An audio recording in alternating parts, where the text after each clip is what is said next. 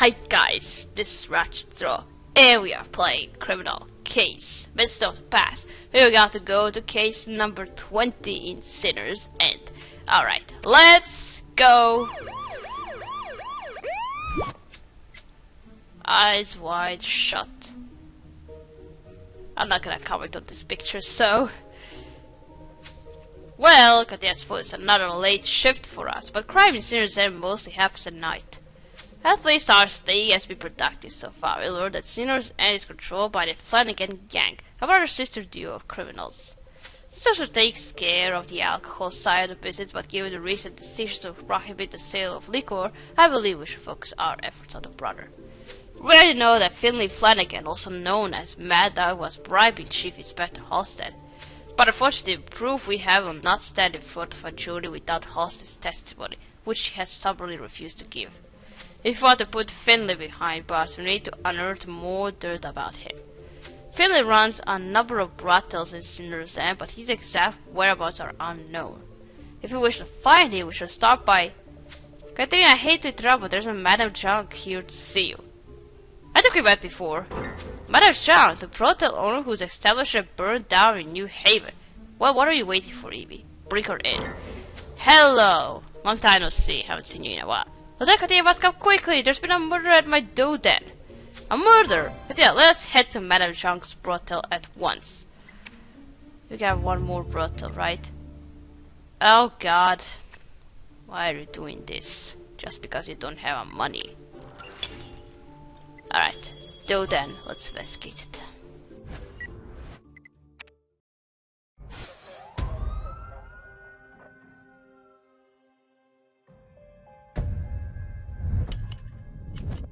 What happened? Oh, now I see it. This thingy was stabbed into his eyes, and he bled to death.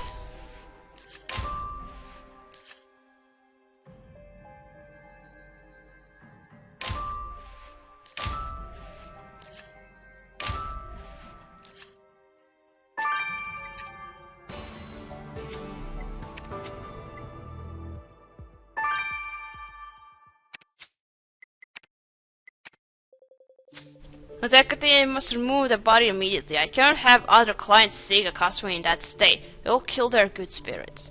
Madame Zhang, please, the man is dead. You said his gentleman was a customer, so he was here to avail himself of your services. Quite, he was a regular. Mr. Boyer had just finished his appointment with one of my best girls. We should require a word with this woman, given she was the last one to see the victim alive. Unfortunately, the poor dear has run away in shock. I don't have the faintest idea where she is. I see. Well, if you could step to one side, Manager, we shall question you further in an instant. Adrian, I must say that being in such an establishment is causing me a moderate to high amount of discomfort. Though I imagine not as much discomfort as this gentleman must have suffered, this candlestick holder has been thrust into his eye sockets. And thank goodness I see it for a clue. Let's piece together that to work out quickly. I do not wish to spend a minute longer here than necessary. You don't like brothels. I see it.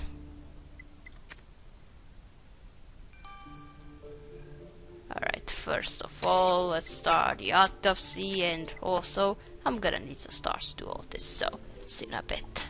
Let's see what happened to this guy. Katrina, it is most unfortunate that your killer used a candlestick holder to stab your victim. Such a murder weapon provides little opportunity for self-experimentation. Anyhow, the length of these prongs means that the thrust to the face penetrated your victim's brain via his eye sockets. It killed him instantly.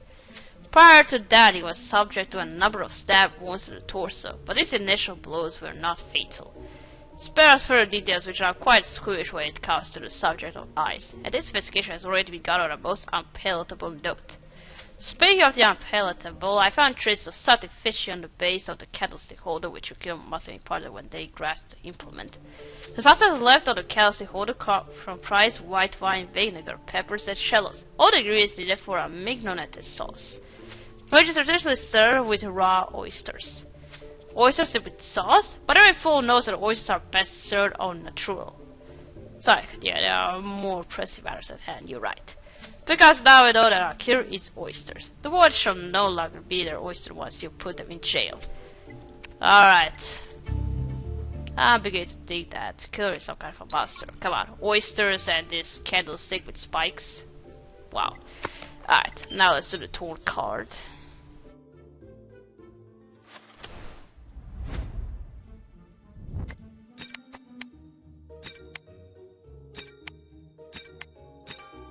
What's that? This paper you put back together bears an address in a leadership fields. Whoever this belongs to must be rather well off, but there's no name, just a monogram with the letters E and W. If you wish to discover who visited Madame Zhang's establishment, you must compare this monogram to our records. Alright.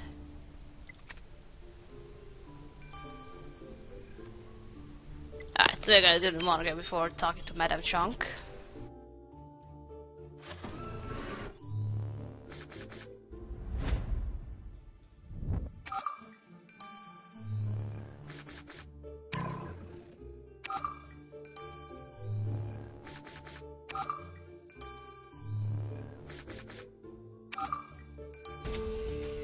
You identify Elias Willingham. Don't know him. Find Chuck at the E and W. The card's monogram referred to a Mr. Elias Willingham, a gentleman of leisure. I suppose when one does not need to earn a living, one is free to spend their days consulting with ladies of the night. Let's question this Mr. Willingham about his presence at the brothel. Alright.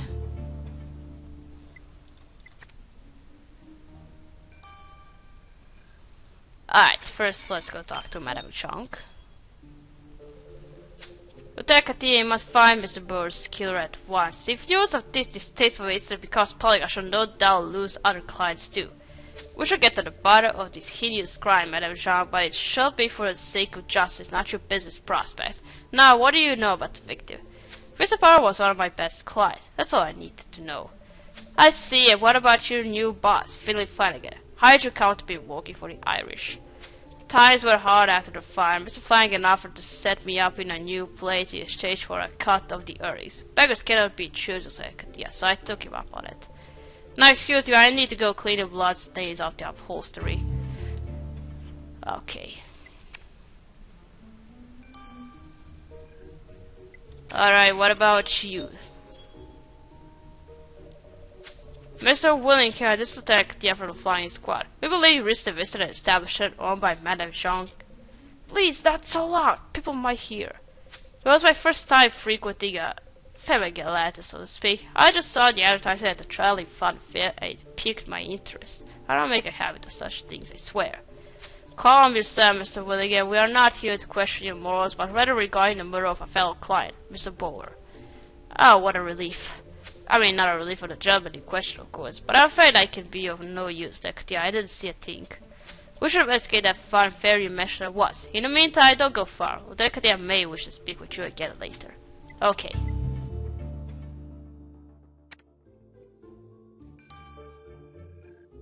Alright, new crime scene. Let's investigate Wonderland Fun Fair.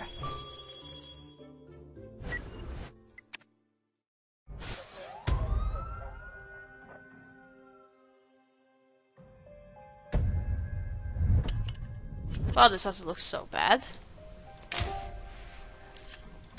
Unless some kind of a freak gets out of here.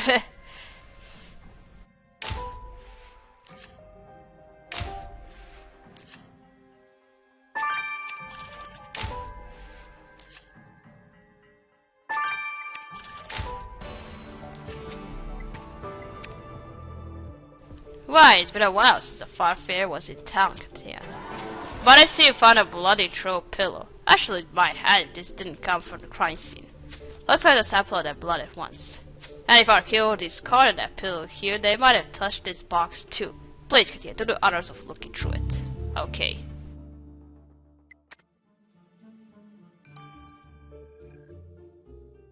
Alright, let's first do this box. Ah, clowns, why do you have to be so creepy?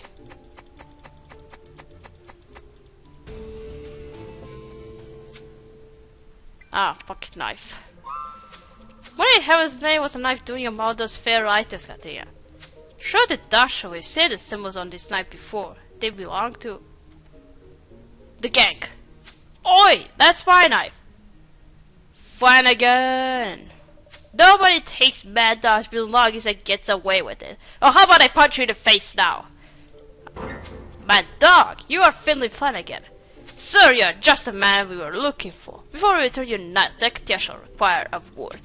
I didn't think we were going to find him instantly. I thought he was going to be on the very last case.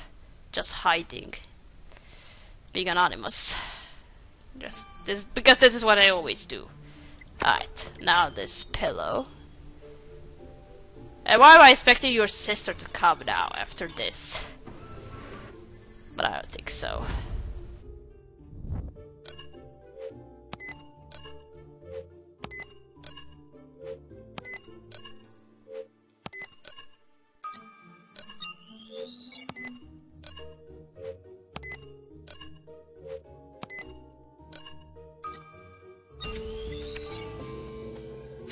But yeah, let's send a bloody clot for that throw pillow to Viola.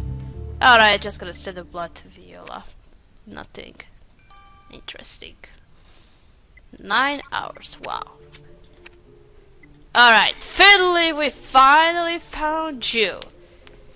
Make this quick, detective. I ain't got time for Coopers. We shall decide how long this discussion takes, Mr. Flanagan.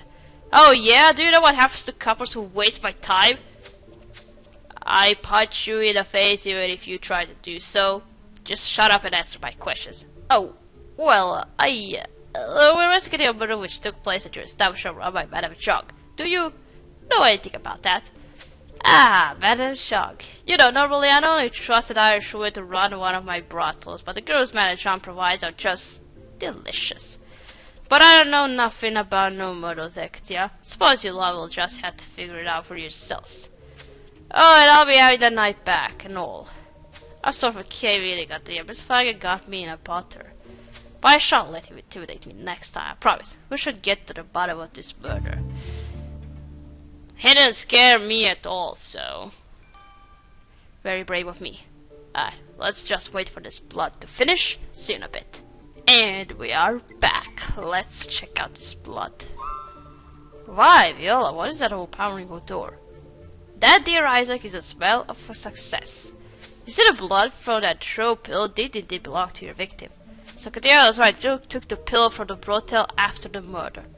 What does that have to do with this suffocating smell? I feel quite nauseous. Well, mix it with the blood I found traces of lavender, citrus musk, and lilac. I combined these ingredients myself in order to compare them to the fragrances on the market. They correspond perfectly to Shell Heligon's lavender lust fragrance for men and women. The fragrance was concentrated in the blood stains, but as your victim clearly did not bleed it all over the pillow, I can only assume it came from your killer. So now I know our killer with Shell Heligon's lavender lust. They won't come out of this smelling of roses. Wow, very long name. Thank you. Yeah, let us recapitulate. We have a client stabbed to death in Madame Jog's brothel and a girl who serviced him as his beard. Madame Jog herself seemed keen for us to solve the murder quickly in order to avoid losing any more customers. While all said customers was a willing claims he was visiting the establishment for the first time but didn't witness the murder. Our encounter with Irish gang leader Philip Flanagan was no more fruitful. He showed a frightful contempt for Rafi. Today there's a Miss Perry here who insists on speaking with you at once. She claims you met at the barber shop in New Haven. Oh, I remember her. Miss Perry, the barbers help you bet Phyllis investigating Father Donovan's murder, Katia? Well, Larry, Evie. Then, Katia, I got information about your investigation I have. You're waiting. You were the one who employed me as a lady of the night. Oh. Well, I remember she had something to do with these brothels and prostitutes. That's as far as I remember. Alright, we're gonna stop here. We're gonna continue playing chapter 2. So, thanks for watching. Don't forget to like this video, and I'll see you again. Goodbye!